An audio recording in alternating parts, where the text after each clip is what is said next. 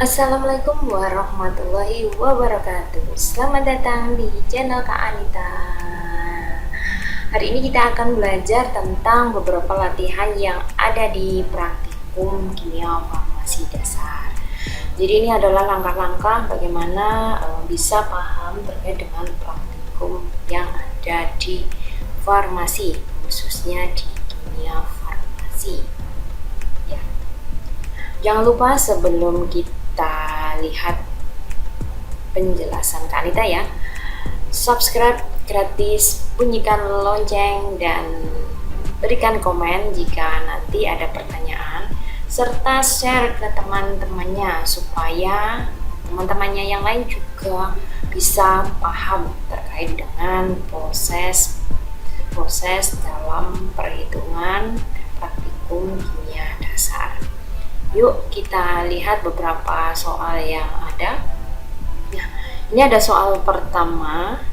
Jadi soal pertama ini ada seorang mahasiswa farmasi melakukan penimbangan bahan obat paracetamol. Nah, ini bahan obat golongan NSAID yang biasanya untuk menurunkan demam ya, sebesar 500 mg. Penimbangan dilakukan dengan cara tak langsung. Jadi di kimia itu ada yang namanya penimbangan langsung dan tak langsung. Apa perbedaannya penimbangan tersebut? Kalau penimbangan tak langsung, di mana sisa dari zat hasil penimbangan yang mungkin menempel di dalam botol timbang itu tetap dihitung. Tetapi kalau penimbangan langsung, sisa zat dari botol timbang dia tidak dihitung. Ya. Jadi ini melakukan penimbangan tak langsung dan dilakukan replikasi atau pengulangan sebanyak 3 kali. Nah, pengulangan ini bertujuan supaya nanti datanya yang diperoleh data yang valid.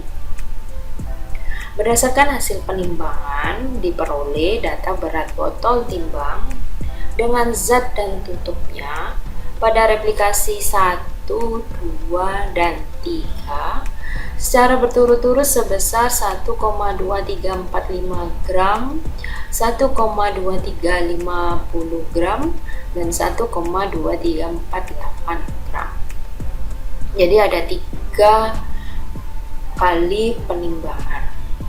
Sedangkan berat botol timbang dengan tutupnya dan sisa zat pada replikasi 1, 2, dan 3 secara berturut-turut sebesar 0,7345 gram, 0,7341 gram, dan 0,7346 gram. Berdasarkan uraian itu, jawablah pertanyaan berikut ini. Yang A, hitunglah massa zat rata-rata yang ditimbang. B, berapakah nilai standar deviasi? C, jika toleransi penimbangan yang diperbolehkan sebesar kurang dari 2%, apakah penimbangan paracetamol tersebut memenuhi syarat? Jelaskan. Oke, yuk kita bahas satu persatu dari jawaban yang ada di A sampai C. Yang pertama adalah kita mencari massa rata-rata dari zat. Ya, jadi yang diketahuinya ditulis semuanya dulu. Ada massa botol timbang plus tutup plus zat, botol timbang plus tutup plus sisa zat dengan 3 replikasi. Nah, dari 3 replikasi itu dicari berapa zat yang ditimbang dengan cara massa zat sama dengan massa botol timbang plus tutup plus zat dikurangi dengan massa dari botol timbang plus tutup plus sisa zat. Sehingga untuk replikasi yang pertama, massanya botol timbang plus tutup plus zat adalah 1,2345, dikurangi dengan massa botol timbang plus tutup plus sisa zat 0,7345, sehingga diperoleh pada replikasi 1 massa zat adalah 0,5 gram. Selanjutnya untuk replikasi 2 dan 3 caranya sama dan diperoleh pada replikasi 2 massa zatnya 0,5009 gram, replikasi 3 sebesar 0,5002 gram. Jadi itu caranya menghitung massa zat pada masing-masing replikasi atau pengulangan dalam penimbangan. Nah, bagaimana massa zat rata-rata? Tadi kan ada 3 replikasi, sehingga diketahui 3 massa zat. Nah, karena ada 3 replikasi, sehingga massa zat ketiganya dijumlahkan, kemudian dibagi dengan 3. Kalau misalnya replikasinya 2 ya dibagi dengan 2, kalau replikasinya 5 dibagi dengan 5. Jadi massa zat rata-rata adalah total dari massa zat saat pengulangan dibagi dengan jumlah pengulangan. Itu adalah massa zat rata-rata. Sehingga dari praktikum itu diperoleh massa zat rata-rata adalah 0,5004 gram. Selanjutnya yang B, mencari standar deviasi. Ya, ini cara mencari standar deviasi secara manual. Jadi kalau misalnya mencari SD bisa pakai kalkulator, bisa pakai Excel atau pakai SPSS atau program-program yang lain untuk menghitung standar deviasi. Tapi karena ini kita belajar bagaimana menghitung standar deviasi, jadi kita hitung secara manual. Ya, yang pertama kita buat tabel yang terdiri dari 5 variabel ya. Yang pertama I dinyatakan sebagai berapa nilai pada pengulangan atau posisi replikasi. Jadi I adalah replikasi ke atau pengulangan ke gitu ya. Karena ada 3 kali pengulangan berarti I adalah 1, 2, dan 3. Kemudian yang tabel kedua data ke I berarti data ke setiap pengulangan dituliskan karena ada 3 ya massa zat rata-rata, massa zatnya ada 0,5, 0,5009, 0,5002 itu dituliskan pada tabel data ke I. Nah, selanjutnya adalah rata-rata.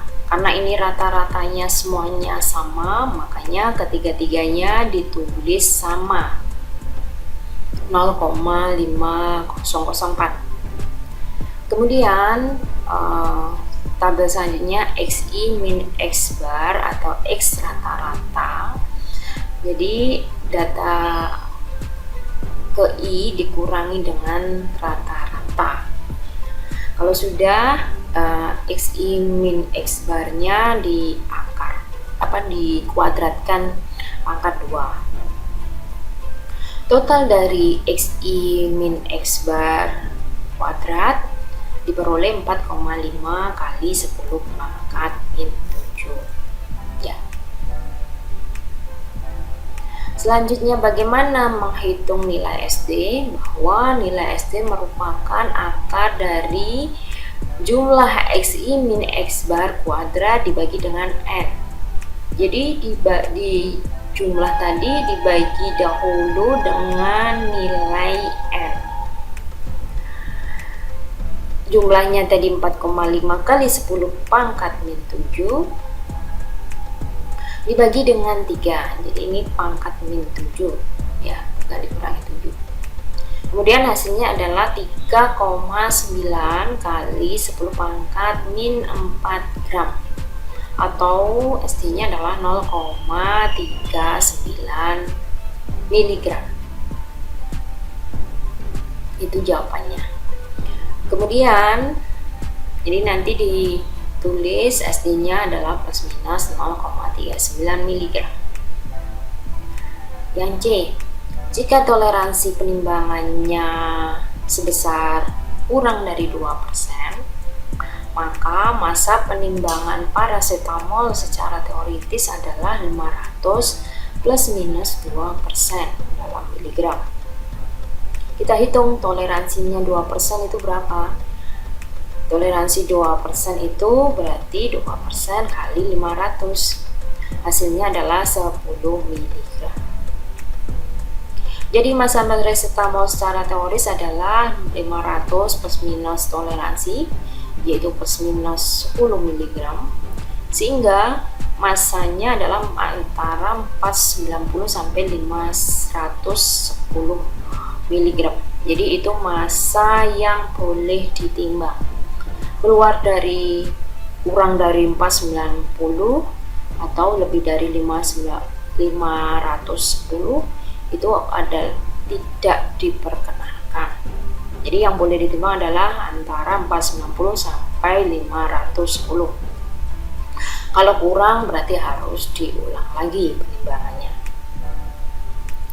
Sedangkan massa paracetamol hasil pengujian atau hasil penimbangan secara praktikum nilainya adalah 500 plus minus 0,39 mg, sehingga yang boleh ditimbang adalah 499,61 sampai 500,39. Ya, karena tadi rata-ratanya masih di 500, sekian, maka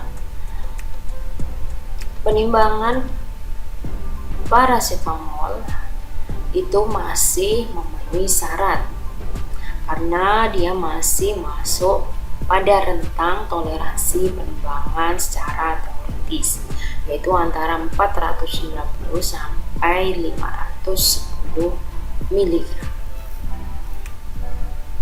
Jadi mudah kan untuk mencari berapa massa rata-rata dari penimbangan, berapa nilai SD-nya, dan berapa nilai toleransinya, dan apakah hasil penimbangan itu memenuhi syarat yang seharusnya atau tidak. Ya, kita lanjut soal nomor 2. Jadi pada soal nomor 2 ini ada seorang mahasiswa farmasi akan membuat 2 jenis larutan. Larutan yang dibuat adalah larutan HCl dan larutan X, jadi larutan tertentu.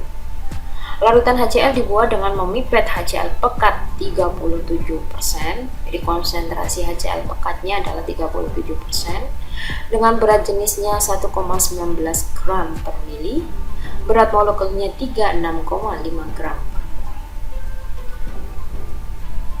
Yang dipipet dari HCl pekat sebanyak 1,0 mili, dan kemudian dilarutkan di dalam Aquades sampai 50 mili. Jadi dibuat 50 mili.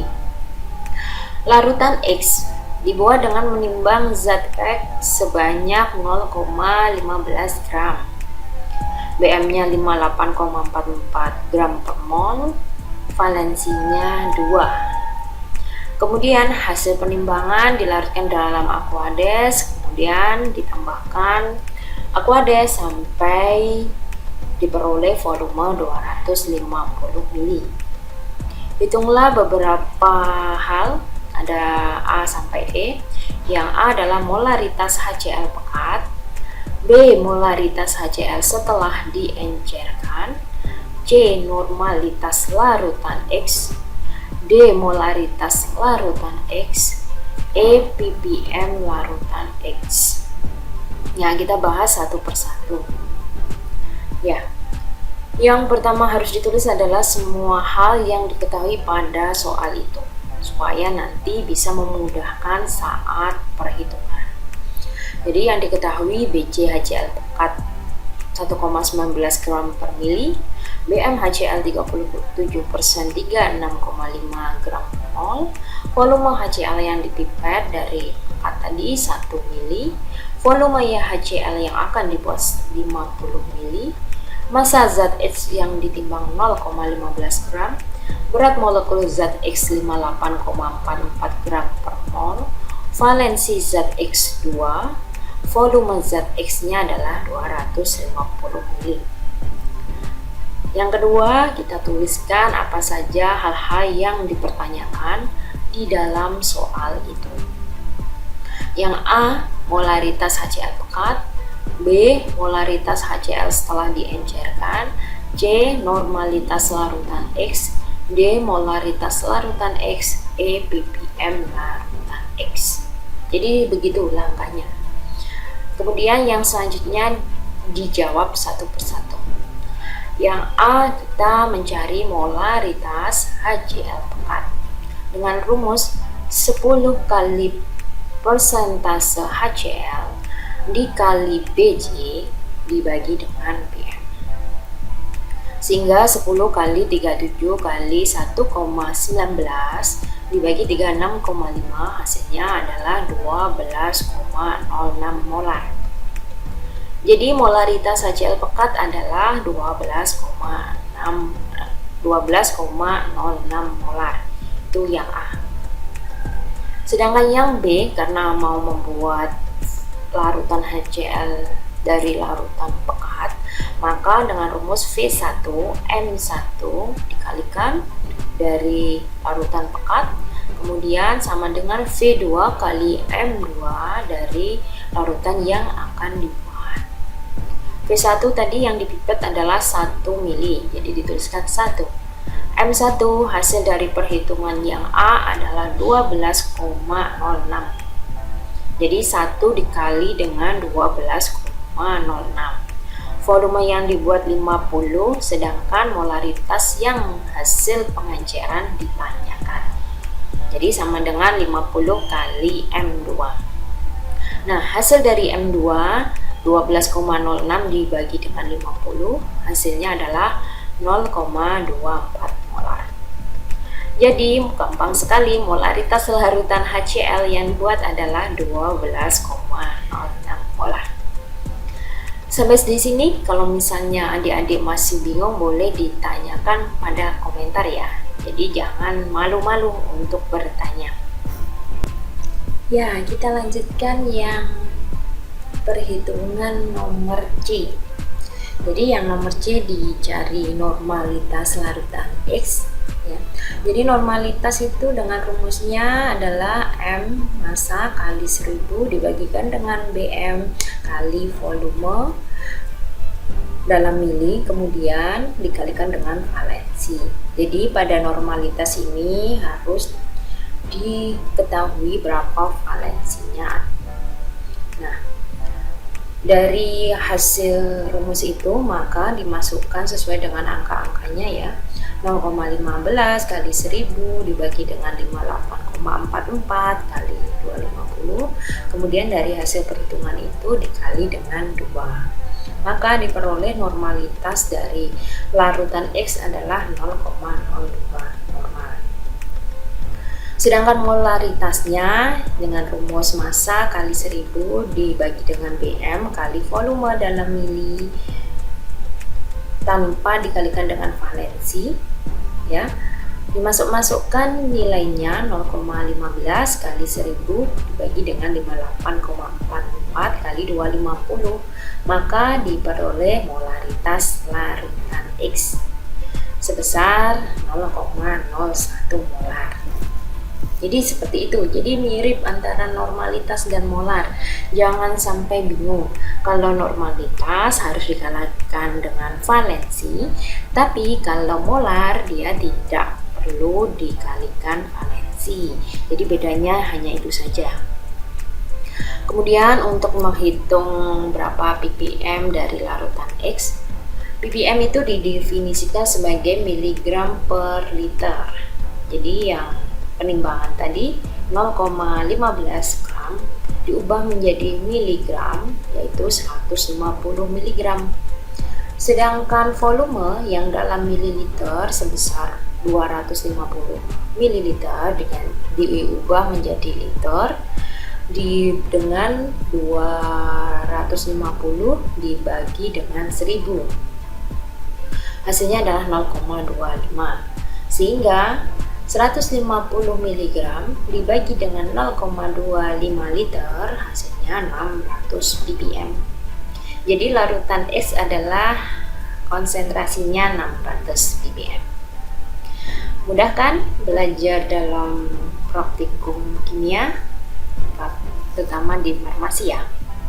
Nah, jangan lupa tuliskan komentar kalau misalnya ada pertanyaan, supaya nanti kalau bingung itu tidak terus-terusan bingung.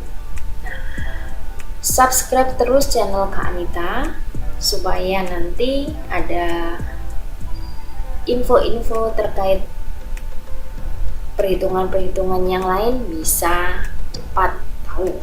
Bunyikan lonceng dan share ke teman-temannya supaya teman-temannya yang lain juga paham, sehingga kalau teman-temannya paham, kalian akan mendapatkan pahala yang berlimpah.